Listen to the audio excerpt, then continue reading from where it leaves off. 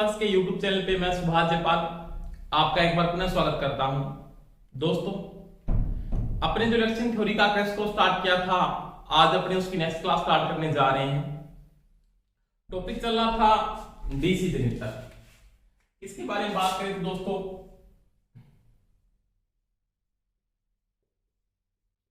DC generator पढ़ रहे थे। डीसी जनरेटर, इसमें अपने कौन सा टॉपिक चला था? शंट के बारे में पढ़ रहे थे। शंट में कंप्लीट पढ़ लिया था और शंट में मैग्नेटिक एब्लेक्शन पढ़ लिया था। इसके दो टॉपिक बचे हैं, एक तो इंटरनल कैरेक्टरिस्टिक और एक पढ़ेंगे लोड कैरेक्टरिस्टिक। उन दोनों के बारे में बात करेंगे। अपने जो टॉपिक चला था वो डीसी शंट जनरेटर के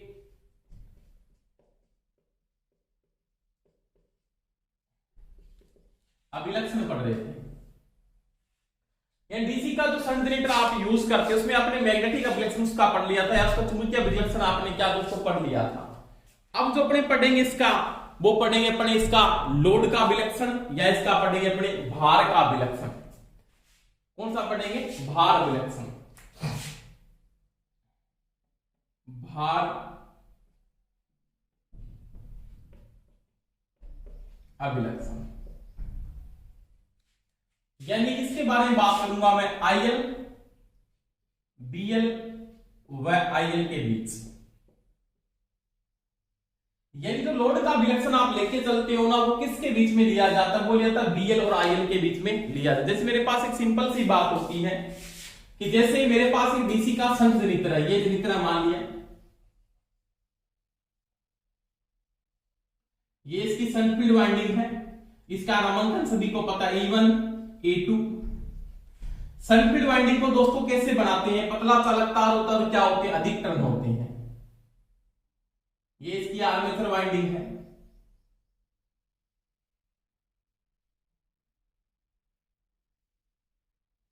इसका नामांकन A1 और क्या होता? A2। यहां पे मैंने एक स्विच को लगा लिया, स्विच मान लिया S1 है, मान लिया S2 है, और आगे मैंने यहां पे एक एम्पीमीटर को जोड़ लिया, मान लिया,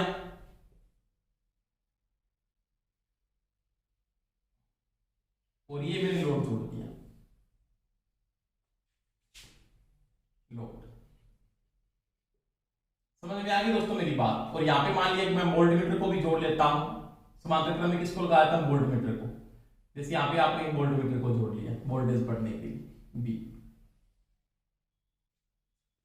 अब देखो, मैं इसके भार अभिलक्षण की बात करता हूं ना, इसका जब मैं लोड का अभिलक्षण पढ़ता हूं तो लोड आपका क्या होगा दोस्तों? ऑन होगा। ये जब इसका भार अभिलक्षण आप पढ़ते हो ना, तो स्विच आप क्या कर दो? ऑन कर दो। ये स्विच को क्या कर दो? आप बंद कर दो। बंद का मतलब स्विच आपने क्या कर दिया? ऑन कर दिया। समझ में आई दोस्तों मेरी बात? आपने मैग्नेटिक अभिलक्षण में क्या पढ़ा था? जैसे इसका मैग्नेटिक अभिलक्षण था उस प्रकार से बना हुआ था।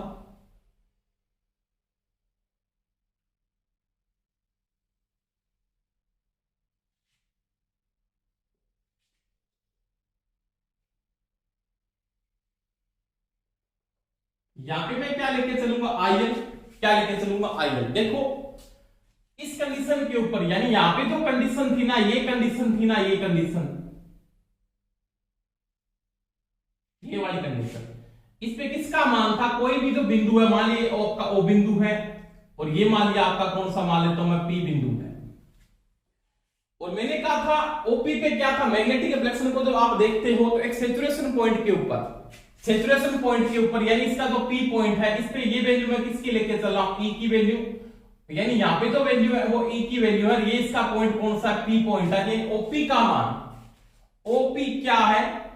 ओपी इसका क्या? ईएमएफ है, जो एक निश्चित कंडीशन के बाद या सिचुएशन के बाद, संतृप्तता के बाद इसकी वैल्यू क्या हो जाती है? स्थिर हो जाती है, जो मैंने आपको मैग्नेटिक अभिलक्षण के अंदर करवाया था।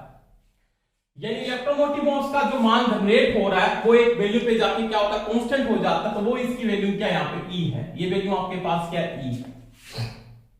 समझ में आ गई दोस्तों मेरी बात? अब देखो, जब मैं इसके ऊपर यहाँ पे लोड जा रहा हूं तो यहाँ पे क्या जा रही है आपकी? एक तो जा रही लोड धारा बार, आईएल जा रहा है बार। समझ में आई दोस्तों मेरी बात? और ये यहाँ पे कौन सी धारा जा रही है? शंट की धारा आईएसएच। और यहाँ पे जो धारा जा रही है वो कौन जा रही है, आई ए जा रही है। देखो जब आपका शंट जनरेटर के ऊपर लोड नहीं था, यहाँ पे लोड नहीं था तो आईएल का मान क्या था, 0 था। आईएल का मान क्या था, 0 था। आपने फील्ड की धारा बढ़ाकर इलेक्ट्रोमोटिव फोर्स का एक सैचुरेशन कंडीशन के ऊपर, यानी जहां पे आपकी फील्ड वाइंडिंग क्या हो जाती है, सैचुरेट हो जाती है, जहां पे इसका इलेक्ट्रोमोटिव फोर्स क्या हो जाता है, स्थिर हो जाता है।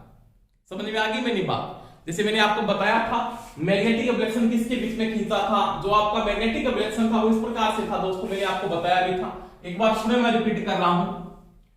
ये किसके बीच में था, ये था आईएसएच और किसके बीच में था, ई के बीच में।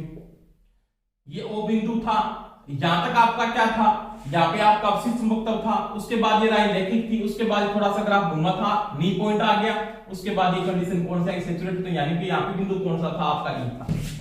यानी शंट की धारा बढ़ाते जाते हैं। आपने शंट का मान, शंट में धारा का मान इंक्रीज किया, धारा का मान इंक्रीज करने के लिए यहाँ पे आपने क्या लगा रखा है, रियोस्टेट लगा रखा था।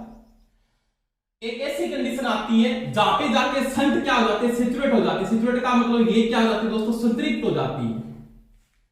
संतृप्त होने के बाद से शंट की आप धारा को बढ़ा दो, उसका चुंबकीय फ्लक्स नहीं बढ़ता है, और शंट का जब फ्लक्स स्थिर हो जाता है, क्या होता है दोस्तों, फ्लक्स, और फ्लक्स जब स्थिर हो जाता है इलेक्ट्रोमोटिव फोर्स का मान भी क्या होता है, स्थिर हो जाता है, क्योंकि ई इक्वल टू आपने बी इक्वल टू क्या पढ़ा था, फाई जेडएनपी बटा में क्या था, 60 ए था, और जो ये वैल्यू थी वो ये क्या थी आपके पास, कांस्टेंट, यानी क्या थी, स्थिर थी। आप किसका मान चेंज कर रहे थे, आप फ्लक्स का मान चेंज कर रहे थे, यानी किसका मान चेंज कर रहे थे, फाई का मान चेंज कर रहे थे।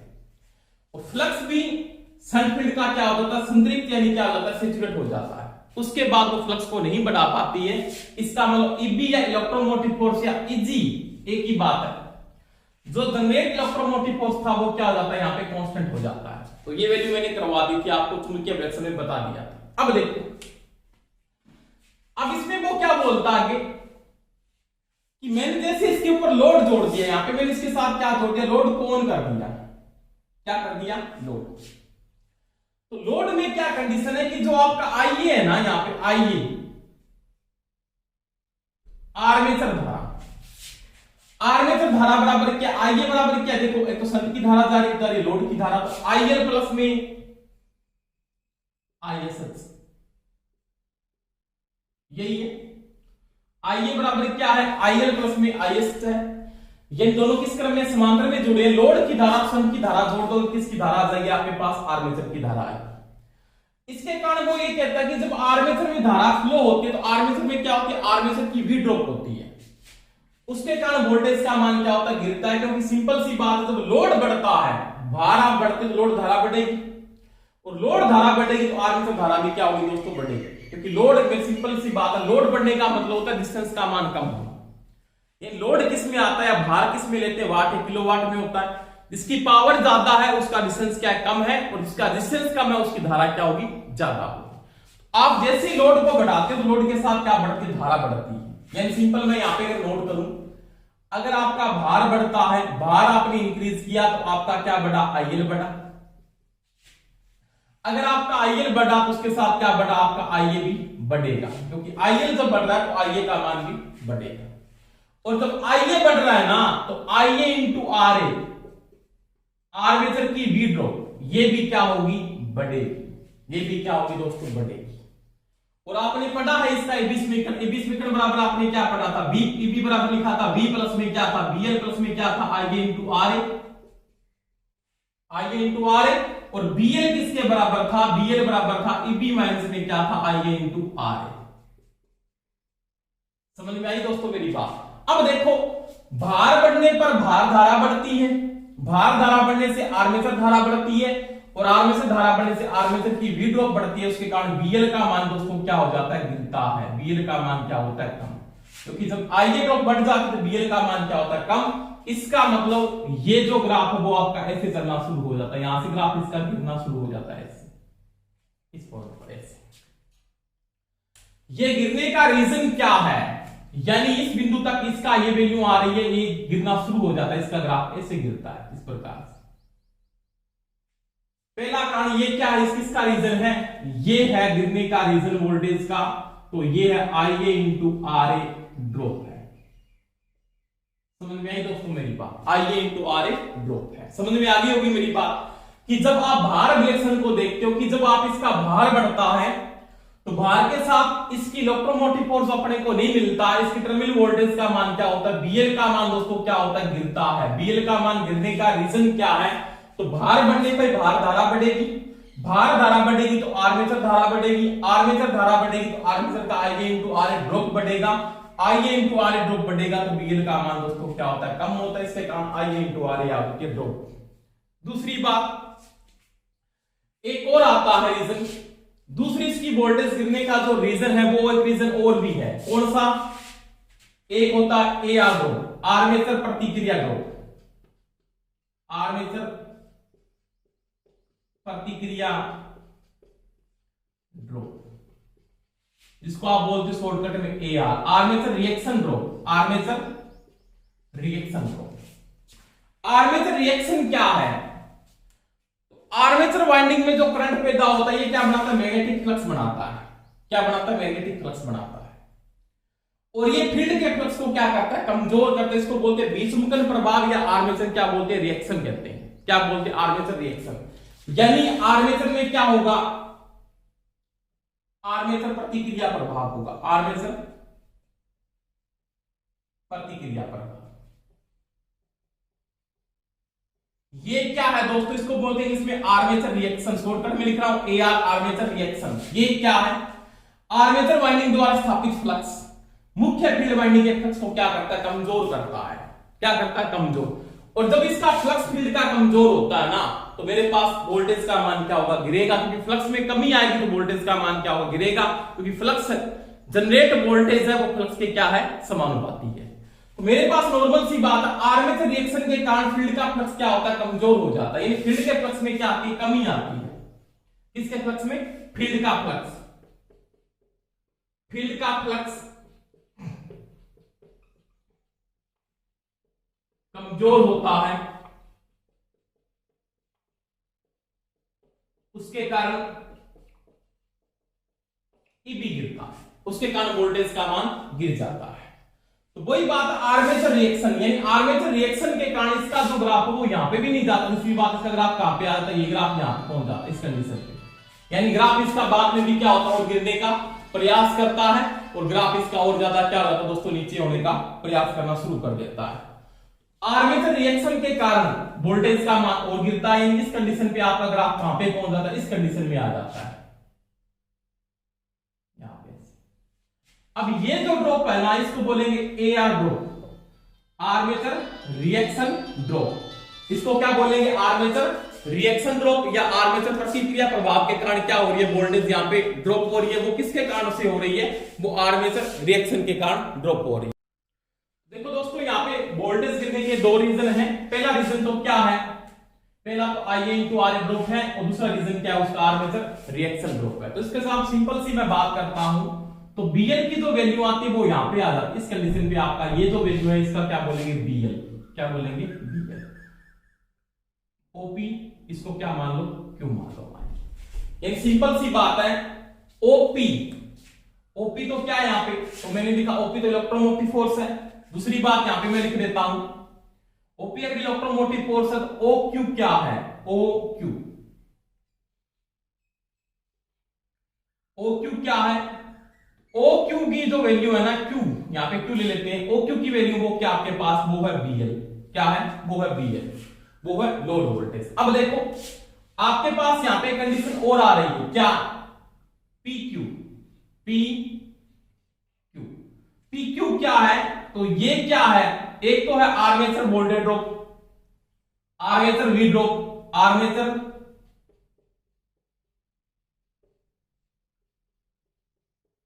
एक तो आर्मेचर वी ड्रॉप, प्लस क्या है, प्लस है आर्मेचर प्रतिक्रिया प्रभाव के कारण वोल्टेज ड्रॉप, यानी AR drop, armature reaction drop, armature reaction drop. इन दोनों के कारण ये ड्रॉप हो रही है। इसके कारण क्या होता है, नॉर्मल सी बात है, E का मान ज्यादा रहता है, E इज ग्रेटर देन रहता है किससे, BL से। समझ में आ गई मेरी बात? यानी जो जनरेट वोल्टेज है उसका मान BL से क्या रहता है, ज्यादा रहता है। रीजन क्या है, क्योंकि दो वोल्टेज ड्रॉप होती है तो आर्मेचर वोल्टेज ड्रॉप हो जाती है और एक आर्मेचर रिएक्शन ड्रॉप हो जाती है। समझ में आई दोस्तों मेरी बात।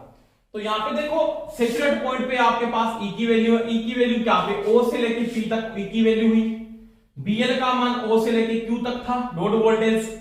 ये वोल्टेज नीचे आने का रीजन क्या है, तो इस वोल्टेज का नीचे आने का रीजन क्या है, उसका रीजन क्या है कि एक तो आर्मेचर वोल्टेज ड्रॉप हो जाती है और एक आर्मेचर रिएक्शन हो जाता है। अब देखो इसके बाद अगर आप लोड का मान और ज्यादा बढ़ाओगे, इसके बाद आप लोड का मान लिया बढ़ाते गए, उसके बाद एक कंडीशन आएगी। ये जो कंडीशन है ना यहाँ पे, ये कंडीशन एक ऐसी कंडीशन है जहां पे ऊपर जाके क्या होता है, आपकी सिचुएशन पॉइंट आ जाता फील्ड का लोड का, किसका, लोड का।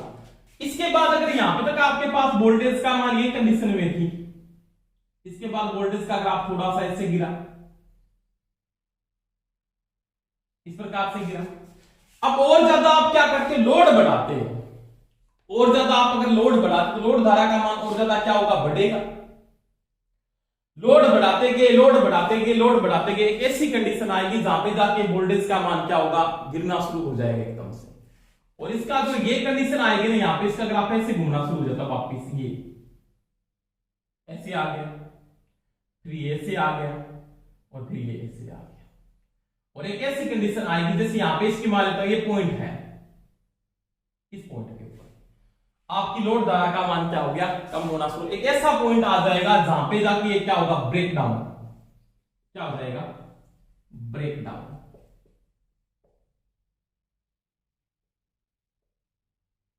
क्या हो जाएगा, ब्रेक डाउन। ब्रेक डाउन का मतलब होता है भंजन हो जाना, यानी एक प्रकार से लोड क्या हो जाएगा, शॉर्ट सर्किट। यानी यहाँ पे एक प्रकार से इस कंडीशन पे लोड किसकी भांति काम करता है, वो लघु परिपथ की भांति काम करता है, लघु परिपथ की भांति।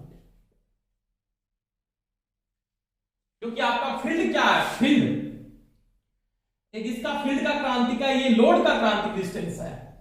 क्या है, लोड का क्रांतिक प्रतिरोध, वह निम्नतम प्रतिरोध। यानी यहां पे क्रांति की कंडीशन आएगी लोड की, लोड रेजिस्टेंस की, वह निम्नतम प्रतिरोध जिसके ऊपर एक डीसी का शंट जनरेटर एक शॉर्ट सर्किट की भांति क्या करता है, काम करता है, वह क्या कहलाता है, आपका लोड का क्रांतिक प्रतिरोध कहलाता है। समझ में आई मेरी बात। लोड का क्रांतिक प्रतिरोध अलग चीज है और शंट का क्रांतिक प्रतिरोध अलग चीज है। लोड का क्रांतिक प्रतिरोध दोस्तों क्या, मैं दोबारा से रिपीट कर रहा हूं, आप लोड बढ़ाते गए, लोड धारा का मान बढ़ता गया, ऐसी कंडीशन आएगी जहां पे जाके जनरेटर क्या होगा, ब्रेकडाउन, या एक प्रकार से लोड आपका किसकी भांति काम करेगा, शॉर्ट सर्किट, यानी किसकी भांति काम करेगा, लघु परिपथ की भांति काम करेगा।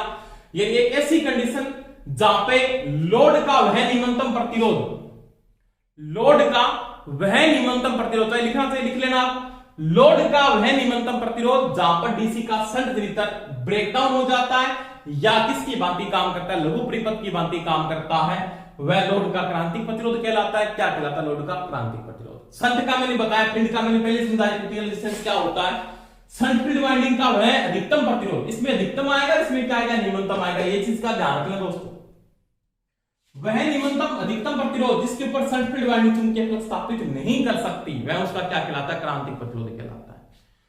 और जहां पर जाकर वह लोड, जहां पर जाकर डीसी का शंट जनरेटर क्या हो जाता है, ब्रेकडाउन हो जाता है, वह निम्नतम प्रतिरोध उसका क्या कहलाता है, क्रांतिक प्रतिरोध कहलाता है, या भार का क्रांतिक प्रतिरोध कहलाता है। दोनों अलग अलग आपके समझ में आ गए। शंट की अलग चीज होती है, लोड का क्रांतिक प्रतिरोध आपके पास अलग होता है।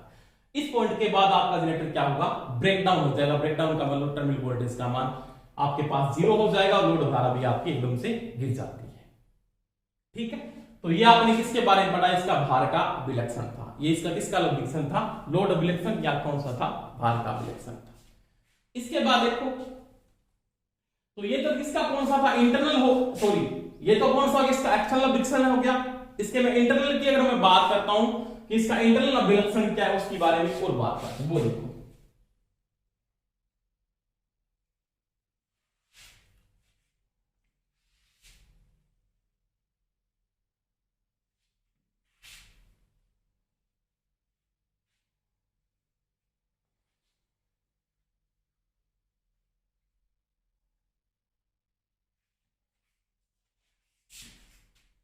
इसके बारे में दोस्तों बात करते हैं। तो इसके बाद में बात करते हैं आंतरिक व भारी अभिलक्षण, दोनों को एक साथ समझा देता हूं। आंतरिक का मतलब क्या होता है इसका? इंटरनल। कौन सा दोस्तों? Internal. Internal and external characteristic. देखो डीसी का तो सर्वजनिक तरह अपने इंटरनल और एक्सटर्नल की अभिलक्षण की अगर मैं बात करता हूं तो जैसे यहाँ पे y एक्स पर मैं क्या लेके चलता हूं? इसका इलेक्ट्रोमोटिव फोर्स यानी E को लेके चलता हूं, तो यहाँ पे क्या लेके चलता हूं? धारा को। तो मैंने आपको बताया था दोस्तों कि सैचुरेशन कंडीशन के बाद इसकी जो जनरेट वोल्टेज का मान क्या होता है? स्थिर हो जाता है। उसके बाद वोल्टेज गिरने का रीजन की मैं बात की थी। इसमें इसकी जब लोड कैरेक्टरिस्टिक पढ़ी थी आपने, या इसका बाहरी रिफ्लेक्शन जब आपने पढ़ा था, तो इसकी टर्मिनल वोल्टेज गिरने का रीजन क्या था? एक तो AR ड्रॉप थी, यानी आर्मेचर रिएक्शन के कारण वोल्टेज ड्रॉप होती है, और दूसरा क्या था? आर्मेचर की वोल्टेज ड्रॉप थी रेजिस्टेंस के कारण। तो यहां पे मैं अगर बात करता हूं, यहां पे इस कंडीशन पे रेजिस्टेंस का मान है ये तो दोस्तों इसका है RA, यानी आर्मेचर रेजिस्टेंस है, और आर्मेचर रेजिस्टेंस का मान बिल्कुल क्या होता है? लीमन होता है। और दूसरा रेजिस्टेंस मैं किसका लेके चलता हूं? Shunt resistance.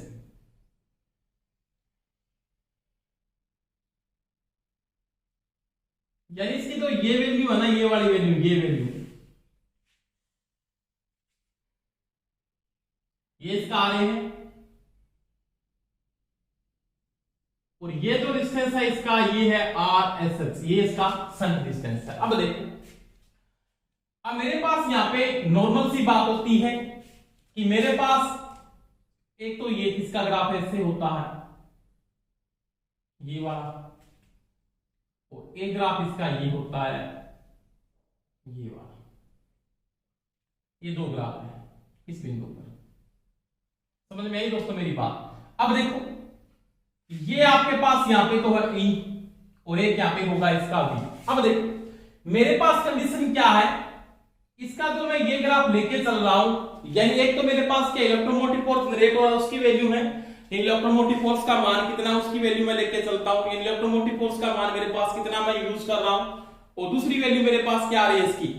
अगर मैं इसकी दूसरी वैल्यू की मैं अगर बात करता हूं कि दूसरी वैल्यू कितनी आ रही है, तो उसकी मैं बात करूं कि इसकी दूसरी वैल्यू कितनी है, तो एक तो कौन सी ड्रॉप कर रहा है वो, एक तो वो ड्रॉप क्या कर रहा है आपके पास यहां पे इस कंडीशन पे, ये वाला मान इसका BL है, और इस ग्राफ को बिल्कुल सीधा इसके साथ खींचोगे तो यहां पे वैल्यू आ रही इस बिंदु पर, यानी यहां से लेके यहां तक की ये वैल्यू, इसको मैं मान लेता हूं A है, और ये इसका B बिंदु है, ये मान लीजिए इसका M है, ये इसका मान लीजिए N है। समझ में आई दोस्तों मेरी बात? अब देखो यहां से लेके ये तो इसका मान BL है, ये इसका क्या इलेक्ट्रोमोटिव फोर्स यानी क्या EMF पैदा हो रहा है। अब ये जो कंडीशन है ना A और B, ये इसका क्या है, तो ये इसका IA into RA drop, IA into RA drop.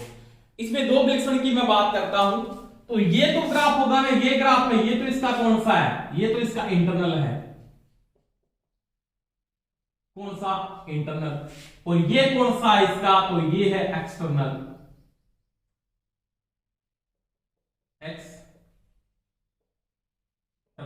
समझ में आ गई दोस्तों मेरी बात? और इन दोनों का जो डिफरेंस है ना वो IA इंटू RA क्या है? ड्रॉप है।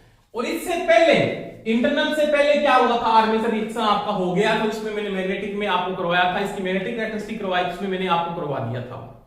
समझ में आई दोस्तों मेरी बात? अब देखो, अब यहां पे लेकर मैं अगर बात करता हूं, ये लेके यहां से मान, यानी इसका जो A से B क्या है, तो इसका जो A से B है वो क्या है, IA इंटू RA ड्रॉप है, IA इंटू RA ड्रॉप। समझ में आई दोस्तों मेरी बात? दूसरी बात देखो, इसके मैं अगर दूसरी बात में करूं तो मेरे पास BM, B से लेके M, तो इसका जो BM है वो क्या है, तो BM की जो वैल्यू है वो क्या आपके पास BL यानी भार वोल्टेज, क्या है, भार वोल्टेज। तीसरी बात अगर मैं करता हूं कि BL का मान है वो आपके पास क्या है, BL आपके पास क्या है, यहां पे BL आपकी भार वोल्टेज, BL क्या है, लोड वोल्टेज या लिख सकते हो भार वोल्टेज। ठीक है, अब देखो यहां से लेके यहां तक संपूर्ण ग्राफ, यानी ए से लेके कहां तक है आपके पास, ए से लेके एम तक, ए से लेके एम तक आपके पास क्या है, ए से लेके एम तक की जो वैल्यू है वो क्या आपके पास, तो ये आपके पास क्या इजी जनरेट वोल्टेज, यानी ये तो क्या इजी बोलो, या इसको क्या लिख सकता हूं मैं ईबी, क्या लिख सकता हूं ईबी। देखो यहां पे जो कंडीशन मेरे पास आ रही है ना, तो ईबी बराबर मैं क्या लिख सकता हूं, ईबी बराबर यहां पे मेरे पास क्या है, बीएल प्लस में आईए इंटू आर ए, आईए इंटू आर। दूसरी बात इसको मैं ये भी लिख सकता हूं, एम का जो मान है ना, एम का मान किसके बराबर, एम का मान, एम का मान आपके पास बीएम प्लस में, बीएम क्या है तो वो बीएल है, प्लस में क्या है एबी, क्या है एबी। तो ये दोस्तों इसकी मैंने वोल्टेज की बात की, तो इस समीकरण में आपने पढ़ा है कि ईबी का मान इसके बराबर होता है, ईबी को आप क्या लिख सकते हो, जनरेट वोल्टेज भी कहते हैं, क्या कहते हो, जनरेट वोल्टेज। अब देखो यहां पे देखो ये जो करंट है ना, ये वाला करंट यहां से लेके यहां तक, इसको क्या बोलेंगे, लोड करंट। यहां से लेके यहां तक ये क्या है, ये संग धारा, और टोटल धारा होगी वो क्या होगी आपके पास, आर्मेचर धारा, यानी ये क्या आपके पास, तो ये है आई, क्या है आई। यानी मैं इसको ये भी लिख सकता हूं ना, क्या कि ओएम का जो मान है ना, ओम की वैल्यू, ओएम, ओ से लेके एम तक वैल्यू क्या आपके पास, तो वो तो आपके पास लोड धारा, एम से लेके एन तक वैल्यू आपके पास क्या है, तो वो आपके पास शंट धारा, और आपके पास ओ से लेके एन तक लास्ट कंडीशन तक धारा है, वो कौन सी है, आर्मेचर धारा। आईए बराबर क्या होता है, आईए बराबर आपने पढ़ा आईए प्लस में आईएसएस होता है, क्या होता है आईएसएस, ये कंडीशन है। तो ये दोस्तों इसका इंटरनल और एक्सटर्नल कैरेक्टरिस्टिक है। जैसे मैं नॉर्मल बात करता हूं, इंटरनल और एक्सटर्नल के बीच में क्या होता है, आईए इंटू आर ए ड्रॉप होती है। आर्मेचर रेजिस्टेंस के कारण वोल्टेज ड्रॉप दोनों में से घटाने के बाद दोनों का डिफरेंस प्राप्त होता है। दूसरी मैं बात करता हूं, इससे पहले आपका होता है armature reaction, armature reaction, armature reaction जो लोग वो होता है 5 से 8%, 5 से 8% जो न्यूमन वोल्टेज के कारण यहाँ पे वोल्टेज क्या होती है, ड्रॉप होती है। तो ये दोस्तों मैंने किसकी बात की, इसके आंतरिक और बाह्य विलक्षण की बात की। बाहरी विलक्षण आपने पढ़ा था जो लोड वोल्टेज के साथ है, यानी ये जो वैल्यू आपके पास बीएल है, आपको जनरेट वोल्टेज नहीं मिल पाती। आंतरिक का मतलब आपको जनरेट वोल्टेज नहीं मिल पाती, क्यों, क्योंकि बीच में आईए इंटू आर ए ड्रॉप हो जाता है, जहां पे लोड धारा और शंट धारा दोनों को मैंने इस ग्राफ के अंदर समझा दिया है। दूसरी मैं बात करता हूं, आपके पास लोड धारा और शंट धारा का जो योग है वो क्या आपके पास आर्मेचर धारा, क्या आर्मेचर धारा। अगर आपको कोई ये पूछ लेता है यहां पे क्या कि मैं यहां पे अगर ये बात करूं कि बीएल किसके बराबर है, तो बीएल क्या है, बी माइनस क्या आईए इंटू आर ए। अगर जनरेट वोल्टेज में से आर्मेचर की ड्रॉप घटा देते तो क्या प्राप्त होती है, टर्मिनल वोल्टेज, या आपके पास दोस्तों लोड वोल्टेज की प्राप्त हो जाती है। तो इसका ये आंतरिक और बाह्य विलक्षण की दोस्तों मैंने क्या की बात की, समझ में आया होगा सभी के। कोई समस्या आ रही तो मेरे कमेंट करके बता भी सकते हैं। धन्यवाद, बेस्ट ऑफ लक, जय हिंद। आज के इतना ही पढ़ेंगे और सभी क्लास को शेयर करें और साथ साथ में नोट्स बनाते जाएं। Thank you, best.